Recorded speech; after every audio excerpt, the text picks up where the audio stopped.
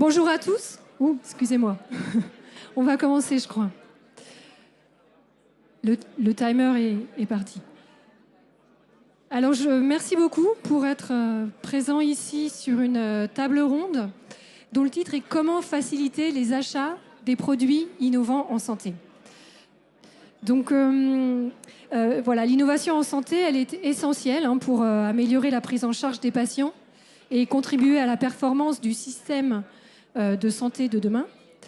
Mais lorsque les entreprises adressent le marché hospitalier, les marchés publics sont un passage quasi obligé. Et cela pose de nombreux défis, notamment la prise de risque pour les établissements de santé et la nécessité de réaliser des phases d'essai. Par exemple aussi la longueur du processus, l'évolution de l'offre en cours de contrat, ou bien les contraintes de trésorerie pour les entreprises et même la fixation du prix qui n'est pas toujours fixé dès le départ. Alors comment faciliter le passage à l'échelle, la vente récurrente de produits innovants? C'est ce que nous aborderons avec nos trois invités que je tiens à remercier. Donc Madame Angélique Dizier, qui est directrice générale adjointe du RESA, qui est une centrale d'achat dans le secteur sanitaire, médico-social et social. Monsieur Éric Hermenot, qui est directeur commercial de la société Moon Surgical, qui développe et commercialise un dispositif robotique d'assistance chirurgicale dédié à la cœlioscopie. Et puis monsieur Charles-Édouard Escura, qui est directeur des pôles accélération et accompagnement de l'Agence de l'innovation en santé, qui est rattaché au secrétariat général pour l'investissement et qui est chargé de piloter et de coordonner l'ensemble des mesures qui visent à promouvoir les innovations en santé et permettre un accès rapide à celles-ci dans le cadre du plan France 2030. Alors, première question, allons droit au but. Quels sont aujourd'hui les freins à la vente de produits innovants aux établissements de santé? Peut-être Monsieur Hermenot, si vous voulez. Ouais, merci pour cette question. En effet, donc Moon Surgical, c'est une entreprise qui développe, fabrique et vend une solution innovante de chirurgie robotique. On a un certificat de marque HCE depuis septembre 2023, donc on est en plein dans cette situation.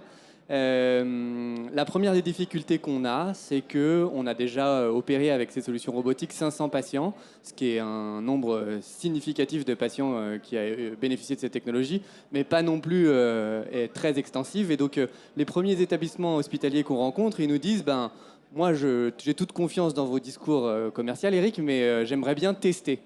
Et donc avec des solutions robotiques qui sont très onéreuses au démarrage, financer ces phases de test, c'est quelque chose de très compliqué parce que nous, il faut qu'on avance de l'argent, de la trésorerie. Il faut que l'établissement paye aussi en prenant le risque que cet essai ne fonctionne pas. Et donc, c'est une équation qui est parfois difficile à résoudre. Le deuxième point qui est l'une des contraintes qu'on rencontre, c'est la longueur des processus. On a mis des années à obtenir notre certificat de marque HCE. On est très fiers de notre produit. On a envie de le vendre et de le donner à utiliser sur le plus de patients possible. Et les processus de vente, notamment pour ces solutions qui sont relativement chères, même si elles sont beaucoup moins chères que ce qui existe aujourd'hui sur le marché, ça nécessite des processus de décision qui sont extrêmement longs. Et donc, nous, on est une jeune pousse avec justement des capitaux qui sont limités, de la trésorerie qui est limitée. Et donc, il faut vite qu'on ait la possibilité de pouvoir justement obtenir nos premières ventes pour rassurer le marché. Troisième point qui est l'une des difficultés, c'est que l'achat hospitalier, il est très structuré. Et donc, quand on essaye, comme on essaye de le faire nous, de proposer des business models, donc des modèles d'achat qui peuvent être différents de ceux qui sont existants dans les hôpitaux, il faut, en plus de toutes ces difficultés que je vous ai données, convaincre que ces modèles d'achat sont utilisables et donc créer parfois même un processus particulier pour ça. Dernière chose, une fois qu'on a passé les essais, la question qui se pose, c'est comment on pérennise la relation avec les établissements hospitaliers. Quand ils sont contents de l'essai qu'on a pu faire avec eux, on rentre dans la discussion et de la négociation de la pérennisation qui est l'une barrière à l'entrée pour nous. D'accord, merci. Madame Dizier, peut-être votre point de vue? Merci. Bonjour à tous. Je rejoins pas mal les constats qui sont faits par Monsieur Hermenot et c'est intéressant d'avoir sa vision entreprise. Nous, du côté acheteur public que je représente aujourd'hui, on fait un peu les mêmes constats. Alors pas avec forcément les mêmes enjeux ou les mêmes problématiques derrière, mais on arrive au bout, je pense, aux mêmes questions. La première observation moi, que je voulais faire, c'était celle de qu'est-ce que c'est que l'achat innovant. Parce que c'est vrai que c'est une vraie question. Et quand on est acheteur public, on a tendance, vraiment, à penser que l'innovation, ça se fait beaucoup dans les laboratoires, qu'il est question de concevoir des choses, de co-développer. Et on part très vite dans des problématiques assez complexes, de propriété intellectuelle, qu'est-ce qu'on va faire, etc. Alors qu'en réalité, l'innovation et l'achat innovant, dans le code de la commande publique, c'est beaucoup plus vaste que ça. Et ça recoupe des solutions comme celle de Moon Surgical, par exemple, des solutions jeunes qui viennent d'obtenir leur marquage CE, mais qui sont commercialisables et qui sont dans ce champ de l'innovation qu'on n'arrive pas forcément, ou en tout cas on n'a pas encore cette culture en tant qu'acheteur public de se les approprier et de considérer ça comme de l'innovation. Ça, c'est à mon avis un constat qui est assez important. Deuxième observation, c'est évidemment celle liée à la contrainte réglementaire, si j'ose dire, au cadre des marchés publics, qui, comme vous l'avez dit, est un cadre qui est un petit peu contraint, même beaucoup contraint, qui prend du temps, qui obéit à certaines règles et qui peut paraître comme très rigide et qui a, il faut le dire aussi, très mauvaise réputation. De manière très très honnête, c'est le cas. Et ce contexte-là réglementaire un peu compliqué n'est pas ou peu propice, c'est vrai, à des réflexions et à une prise de risque pour de l'achat d'innovation. Alors même que plein de choses existent juridiquement et en termes d'achat, il va y avoir une crainte ou une frilosité peut-être des acheteurs à se saisir des possibilités parce que voilà, ça semble compliqué. Ça semble compliqué aux entreprises et ça semble aussi quelque part compliqué aux acheteurs publics. Et puis la dernière observation, et là je rejoins totalement ce que vous dites, c'est celle du timing, puisque bien souvent la question de l'achat va se poser même trop tard dans le cycle de développement et d'appropriation des solutions par les établissements, qui vont commencer, du côté des prescripteurs des services de soins, à utiliser les solutions, mais qui vont se poser la question du cadre contractuel un peu trop tard. Les services achats n'auront pas été mis dans la boucle, les services juridiques non plus, et donc on intervient en réaction. On n'a pas encore totalement non plus maîtrisé le fait de mettre plutôt des forces actives que des forces réactives. C'est vraiment, je pense, un des freins qu'on peut constater actuellement. Et monsieur Escurin, quel est votre retour? Alors, déjà, merci pour cette invitation de vive voix. Plusieurs aspects. Déjà, pourquoi est-ce que nous, on s'intéresse au niveau de l'Agence d'innovation en santé à la notion de l'achat et de l'achat public en particulier? Il y a deux aspects à ce niveau-là. Le premier point, c'est que dans notre feuille de route, on a la volonté de permettre aux innovations d'atterrir, c'est-à-dire une fois qu'elles ont été accompagnées dans leur développement, parfois de manière très très early, il faut leur donner des possibilités d'arriver sur le marché. Et compte tenu de la structuration du paysage, notamment hospitalier, en France, la commande publique constitue un passage obligé et les marchés publics constituent bien souvent un passage obligé pour générer finalement du chiffre d'affaires. C'est-à-dire presque passer d'une logique de subvention à une logique de chiffre d'affaires. Premier point. Moi, je voudrais revenir aussi sur peut-être un point qui est on a quand même un paysage de l'achat hospitalier, ça n'a pas été dit, mais qui est beaucoup plus structuré qu'il n'a été. C'est-à-dire que quand même en quelques années, en une quinzaine d'années, il y a eu des effets de mutualisation, mise en place des groupements hospitaliers de territoire, d'énormes aspects liés à la professionnalisation des fonctions achats et des acheteurs, la mise en place de centrales d'achat qui ont aujourd'hui pignon sur rue et qui sont reconnues comme étant des accélérateurs. Donc je pense qu'on a aussi, il y a des freins, je vais y revenir rapidement, mais il y a quand même aussi des opportunités qui sont aujourd'hui à saisir, ne serait-ce que de savoir s'adresser aux bonnes personnes et être capable d'être diffusé beaucoup plus facilement et rapidement qu'il y a encore quelques années. Donc ça, c'est un point quand même important. Sur les freins qui ont été avancés, je suis d'accord. Celui qui, pour moi, est le plus important, c'est vraiment le time to market, en fait. C'est-à-dire la capacité qu'il y a réellement à passer pour une entreprise du côté développement, obtention du marquage CE, avec tout ce que derrière, en plus, ça peut, si on reste sur le dispositif médical, ce que ça peut impliquer, avec le fait de devoir ensuite prendre les procédures d'appel d'offres, s'acculturer à ce genre de choses. Donc aujourd'hui, un peu comme on a les accès précoces dans le domaine du médicament et du DEM, il y a un sujet d'accès précoce presque quelque part en termes de marché public pour qu'assez rapidement on soit capable de générer, enfin l'entreprise, du chiffre d'affaires. Voilà. Et enfin, l'achat d'innovation, c'est pas simplement pour l'innovation en tant que telle, ça rime à pas grand-chose. C'est intéressant pour les entreprises, mais c'est aussi intéressant pour les hospitaliers, puisque ça a des facteurs d'attractivité pour les patients, dans les conditions de travail du personnel. Enfin, tous ces aspects-là sont à prendre en compte. Donc nous, l'idée, c'est vraiment d'arriver à faire cette bonne interface et, dans la mesure de nos moyens, pouvoir accompagner ça. Donc voilà, donc le frein principal, réduction du time to market. D'accord, merci. Donc on a parlé voilà, des freins ils ont été évoqués. Est-ce que vous pouvez maintenant finalement nous donner quelques pistes de solutions pour pouvoir avancer? Madame Dizier, peut-être. Merci. C'est intéressant et ça fait bien le lien, ce que vient de dire Charles-Édouard Escura sur justement les solutions qu'on peut proposer autour de la structuration de l'achat hospitalier. Effectivement, on est mieux structuré qu'avant autour des groupements hospitaliers de territoire, des groupements d'achats régionaux, mais surtout de centrales d'achat qui ont un rôle important à jouer. Et je pense que si on doit retenir quelque chose, c'est que si on veut acheter de l'innovation, il faut être soi-même innovant dans sa manière d'acheter. Et les centrales d'achat, elles peuvent être un vrai facteur d'accélération ou d'amélioration des processus. Je prends l'exemple du RESA, évidemment, que je connais très bien. On a un centre d'innovation par les achats depuis 2018, donc une équipe dédiée dont le travail, ça va être de mobiliser l'écosystème de l'innovation autour de l'achat public, acculturer, évangéliser, nouer des partenariats pour que, du côté des entreprises et des établissements, on progresse dans cette culture de l'innovation et qu'on rende les choses le moins arides possible. En termes de réponses, de présentation de documents. Enfin, il y a vraiment tout un tas de pistes de réflexion et de simplification. Mais de manière plus fondamentale, je crois au rôle des centrales d'achat dans leur capacité d'expertise pour mettre en place des systèmes contractuels qui soient intelligents et adaptés à l'innovation, puisque le marché public, c'est une question de procédure, certes, mais c'est aussi une question de contrat. Et le contrat, il doit être le plus global possible. C'est intéressant encore la question du marquage CE. On peut tout à fait imaginer d'avoir un contrat qui, de manière très anticipée, prévoit, grâce à des systèmes de conditions suspensives par exemple, de répertorier une entreprise qui n'a pas encore le marquage CE, mais qui est en passe de l'obtenir. Et de se dire qu'on déclenchera le contrat qu'au moment où ce marquage sera utilisé, par exemple. C'est des choses qu'on a pu mettre en place au RESA sur des sujets comme les produits de contraste, des dispositifs médicaux de réalité augmentée, des choses comme ça. Et puis, on intervient aussi comme acheteur-revendeur. C'est une faculté qui nous est permise par le Code de la commande publique.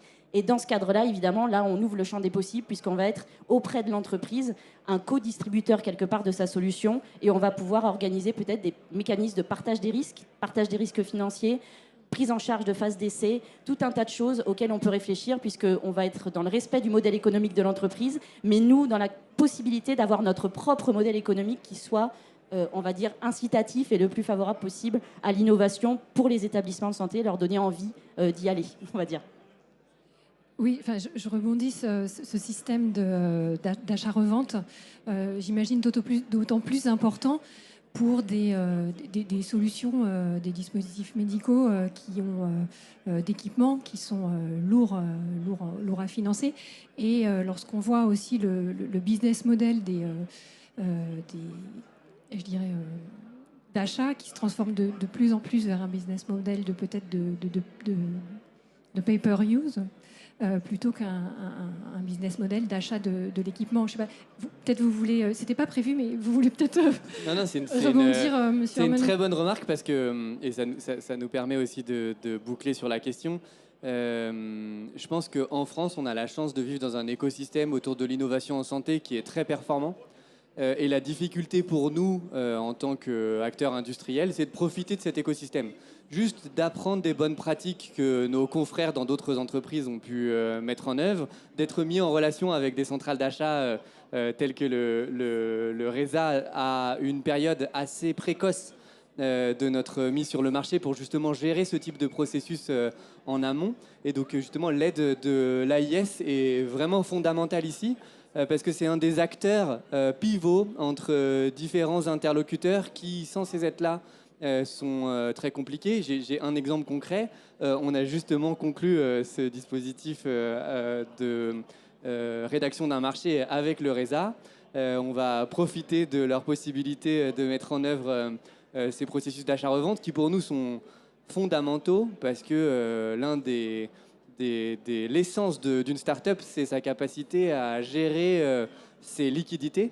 Et donc, grâce à ces processus d'achat de revente, on a la possibilité d'être, nous, payés très rapidement et donc de continuer à pouvoir innover et vendre. Et le RESA nous aide justement à jouer un peu l'acteur de de banque entre l'établissement hospitalier et nous. Et typiquement, on n'aurait pas pu penser à ce type de solution sans des discussions claires et éclairées, surtout entre nous, industriels, acheteurs et centrales d'achat, pour trouver la meilleure solution pour accélérer la mise sur le marché. Merci. Monsieur Escura, quels sont, selon vous, les leviers pour répondre aux freins dont on parlait tout à l'heure? Il y en a quand même quelques-uns. Il y en a de deux ordres, des leviers extra-financiers, des leviers financiers. Le premier point, comme c'était dit, c'est d'être capable de donner de la visibilité aux acheteurs, enfin aux futurs acheteurs, suffisamment tôt. Parce que les process même de planification de contrats, enfin, on est sur des temps qui peuvent être relativement longs pour comprendre aussi comment peuvent fonctionner. Donc le premier point, c'est vraiment avoir cet aspect de sourcing, mais très early, pour dire attention, dans quelques temps, dans quelques années, ce genre de technologie va arriver, voilà où ils en sont. Donc ça, c'est un point qui me semble important. Le deuxième point, c'est la mise en relation. Là, on évoque le sujet des centrales d'achat. C'est pour ça que nous, assez tôt, en mai 2023, on a conclu un partenariat avec les centrales d'achat pour dire ce qu'on va vous apporter, c'est un peu un sourcing élargi de ce que vous pouvez avoir dans la mesure où ça vous intéresse pour vos adhérents qui sont les établissements de santé. Donc ça, c'est les leviers qui sont parfois intéressants. Ça peut aussi de répondre sur le fait de prévenir l'entreprise qu'il va falloir s'acculturer à ça.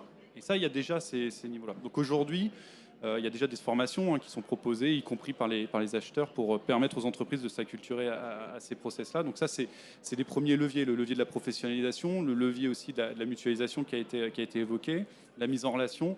Et puis aujourd'hui, on a beaucoup attaqué l'achat public par les processus. On entendait parler de type de procédure, ça. Ce qui était important. Je pense que ça, c'est un peu derrière nous maintenant. Le sujet, ça va plutôt être de trouver des moyens peut-être financiers. C'est-à-dire qu'à l'instar... Et je sais que le contexte s'y prête pas forcément, mais à l'instar de ce qu'on peut faire pour développer de l'offre, on a un sujet peut-être d'accompagnement de la demande, ne serait-ce que pour créer les premiers early adopters, business case, qui vont pouvoir permettre à des entreprises après de bénéficier de cet effet, je dirais, de caisse de résonance pour elles. Ça c'est un sujet, je pense, qui est encore devant nous, sur lequel on travaille, parce qu'en fait, il s'agit de créer vraiment un continuum entre une politique de l'offre et une politique de la demande, nécessaire et juste. D'accord. Et finalement, en préparant cette table ronde, ce dont on a beaucoup parlé pour faciliter l'achat innovant, c'est aussi la mise en place des bonnes conditions qui permettent un achat basé sur la valeur. Est-ce que vous voulez un peu développer ça et d'abord peut-être définir ce que c'est qu'un achat basé sur la valeur et comment ça peut aider à l'achat de produits innovants? Vous voulez commencer? Oui. Pour la définition, peut-être. Oui, bien sûr. Je peux essayer de me coller à l'exercice. L'achat par la valeur, c'est quelque chose dont on entend de plus en plus parler dans le domaine de l'achat hospitalier et des marchés publics. C'est de se dire, en gros, on va acheter un résultat, une finalité, au lieu d'acheter un produit à un certain prix. En gros, c'est ça le changement de paradigme, c'est de se dire, à la fin de la journée, je veux que mon patient soit mieux soigné, je veux avoir moins d'échecs sur telle opération. C'est ça l'achat par la valeur. Comme ça semble presque évident et assez simple, mais dans les faits, c'est de la réflexion et c'est compliqué à mettre en œuvre. Évidemment, l'innovation, c'est un peu une terre d'élection pour ce genre d'achat. Ne serait-ce que parce qu'on doit raisonner de plus en plus justement sur cette notion de finalité et de se dire qu'est-ce qu'on attend d'un achat. C'est pas tellement c'est important qu'il soit innovant en tant que tel, mais ce qu'on va rechercher dans l'innovation et ce qu'elle permet l'innovation, c'est ce changement de réflexion et de mode de pensée en se disant c'est la finalité qui compte et l'objectif qu'on se donne. Là où je pense que, pour revenir au rôle des centrales d'achat, elles peuvent être intéressantes dans ce domaine-là et alimenter ces réflexions, c'est que ce sont des structures de mutualisation. Donc, par le biais de l'achat via les centrales d'achat, on peut récolter de la donnée, on peut avoir des retours d'expérience de tous les établissements qui vont utiliser le contrat et peut-être construire autour de ces éléments de nouveaux modèles de réflexion, permettre aux entreprises innovantes d'avoir accès à ces informations et de s'auto-évaluer, de s'améliorer, de se développer. Et puis à d'autres établissements de se dire, si tel CHU l'a fait, pourquoi pas moi, quoi. Ça permettrait vraiment un partage de connaissances, un partage de cette valeur qui pour l'instant n'existe pas tout à fait, ou en tout cas qui est assez cloisonné, puisque chaque établissement a tendance à demander ses propres preuves et son propre essai, parce qu'il n'a pas forcément connaissance de manière suffisamment précise et presque scientifique des choses qui ont pu être faites par ses pairs ou par d'autres établissements. Monsieur Armenot, vous vouliez... Nous, on croit énormément à ce type de processus d'achat à la valeur parce que quand on pense au processus d'ingénierie de mise sur le marché d'un dispositif innovant, la première question qu'on se pose, c'est qu'est-ce qu'on va résoudre? Donc on a déjà la perspective de la valeur de notre produit dès les phases très précoces du développement.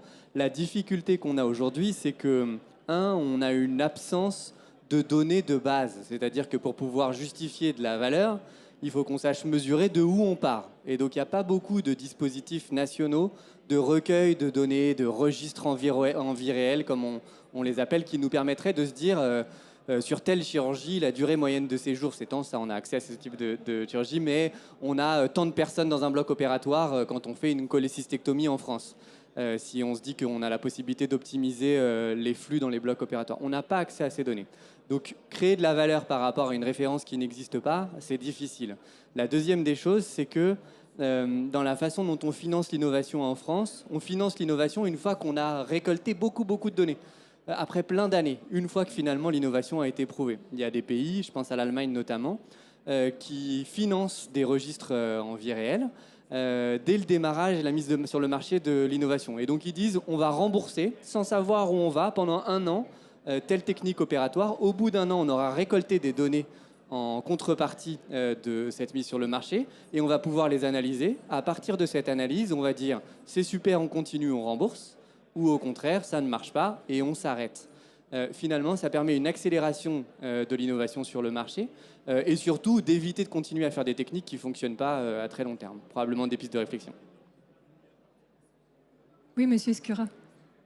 Non, simplement pour dire que c'est vrai que si on se projette un petit peu, on a devant nous un énorme chantier qui est assez passionnant d'ailleurs, parce qu'il va renouveler l'intérêt même de la profession de l'achat en milieu hospitalier. C'est celui vraiment de la donnée, d'arriver à connecter quelque part le clinique. Il y a déjà quelques expérimentations, mais la clinique avec l'achat, et dans un environnement qui n'est pas forcément celui de l'établissement en tant que tel, mais qui va d'une part s'élargir par exemple au GHT, et puis au territoire de population, et puis donc au parcours du patient. Ça, je pense que c'est un chantier qui va être assez important dans les années à venir, notamment parce qu'on va être de moins en moins dans des logiques un peu prix-volume, mais plutôt efficience d'organisation des soins, parce qu'on comprend assez rapidement pourquoi. Donc, à mon avis, c'est réellement le futur, enfin le futur assez proche, et ça nécessite, une fois qu'on a dit ça, quand même, de prendre le chantier un peu à bras-le-corps en termes de formation, en termes de capacité à donner de l'information aux entreprises sur ce qui va arriver, même au niveau hospitalier, à commencer à faire connecter différentes directions qui ne se parlent pas forcément beaucoup sur ces sujets-là, mais même plusieurs établissements d'ailleurs. Donc je pense que c'est un vrai beau chantier et intéressant pour l'avenir et qui va délivrer de la valeur et qui sera largement exportable en l'occurrence. D'accord, merci beaucoup. Je ne sais pas, est-ce qu'on a abordé tous les points que vous souhaitiez aborder? Bon, très bien. On a du temps pour des questions.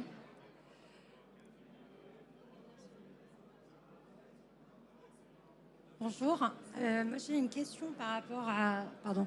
J'ai une question par rapport au financement avant l'accès sur le marché. Vous avez parlé de... Est-ce que c'est le forfait innovation dont vous parlez ou c'est une autre démarche? Alors, financement avant la mise sur le marché. Donc nous, on a eu le droit à des financements typiquement... c'est une machine qui est fabriquée en partie en France. Ça nous tient beaucoup à cœur de pouvoir participer à un mécanisme de réindustrialisation du territoire français. Et donc, on a eu, grâce à des initiatives de la BPI, la possibilité justement d'avoir des subsides pour créer nos chaînes de montage sur les bras robotiques en France. Donc ça, c'est très important. Parce que sinon, il y a des endroits où probablement on pourrait les produire moins cher. En tout cas, ça pourrait être l'idée intuitive au démarrage, alors qu'il y a encore une fois un écosystème d'ingénieurs, une expertise en France qui est extraordinaire et qu'on a la possibilité de nourrir grâce à ce type d'initiative. D'accord. Et j'ai une deuxième question, si c'est possible. Pour l'accompagnement par l'Agence d'innovation santé, on fait comment pour entrer en contact avec vous? C'est la question. Alors, non, très simple, comme ça j'y réponds une fois. En fait, on a une démarche simplifiée. qui permet de remplir un dossier qui donne droit, rapide, hein, ça prend 10 minutes, et qui donne droit à 1 heure de rendez-vous auprès de l'équipe.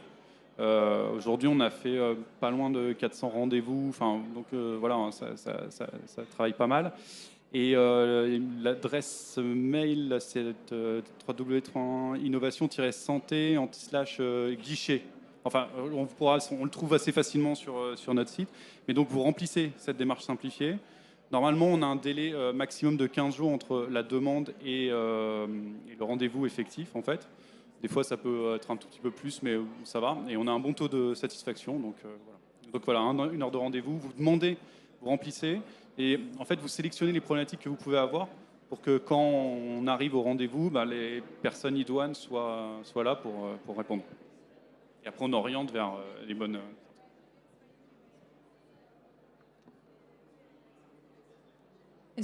Est-ce qu'on a d'autres questions? C'est la même question par rapport à Reza. À quel moment, quel est le bon moment pour aller vous contacter ou vous voir? Pardon, c'est la même question par rapport à Reza. À quel moment il faut aller vous voir? Le plus tôt possible.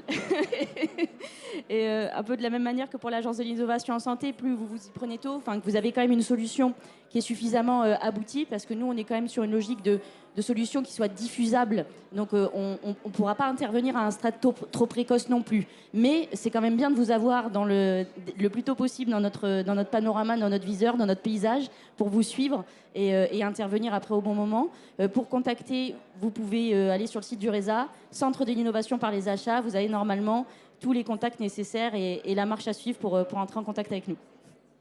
Si je peux rajouter l'expérience qu'on a pu avoir avec ces deux acteurs. Donc nous, on est rentré en contact avec le RESA juste après notre marquage CE, dans une phase qui était vraiment une phase de pré-commercialisation, où après le marquage CE, on a fait une étude de faisabilité dans des centres qui ont eu accès à notre machine de manière précoce. C'est à peu près à ce moment-là qu'on est rentré en contact avec le RESA. Je pense que si j'avais à le refaire, je le ferais un tout petit peu plus tôt.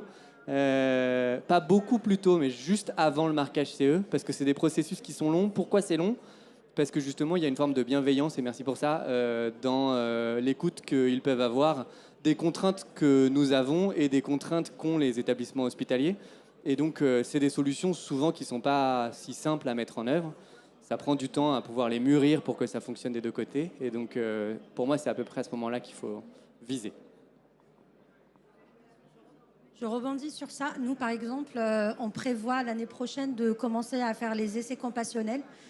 En France, ça nous permet de faire ça, contrairement aux autres pays. Donc, avant de faire l'essai clinique, d'essayer sur une population un peu plus restreinte parce qu'on n'a pas de solution équivalente. Donc, est-ce que vous pensez qu'à ce moment-là, il faut qu'on vienne vous voir, pour les deux, ou un peu plus après avoir les résultats de ces premiers essais compassionnels, ou au moment où on fait l'essai clinique connu avant le marquage CE? Parce qu'en fait, il y a plusieurs étapes et entre les deux, ça peut prendre 3 ans. Oui, non, ça, vous pouvez venir nous voir et en fait, on vous orientera sur les bons process pour l'accès compassionnel. Ça, il n'y a pas de souci là-dessus. On vous expliquera comment ça fonctionne, pas de problème. Par contre, je pense que c'est un peu tôt pour... Je confirme pour le coup, là, du côté du RESA, ce sera peut-être un poil trop tôt. Donc plutôt, effectivement, le timing que disait M. Hermenot est pas mal. C'est en gros, quand vous êtes quand même un peu engagé dans le process marquage, que là, et que vous avez une vision un peu plus fine, même voilà, du modèle économique, de la manière dont ça va fonctionner. Parce que ça, pour le coup, c'est vraiment un élément qui sera important pour nous, dont on aura besoin de discuter avec vous. Ouais, il faut des prix et un business model, parce que sinon, on ne peut pas nous aider. Et donc, ça, c'est vraiment la base. Ouais, mais c'est important de l'avoir en tête. Écoutez, je vois plus de questions. Je pense qu'on va clore la table ronde, mais nos intervenants peuvent être là peut-être encore pour quelques minutes. Merci encore de votre écoute. Bonne soirée.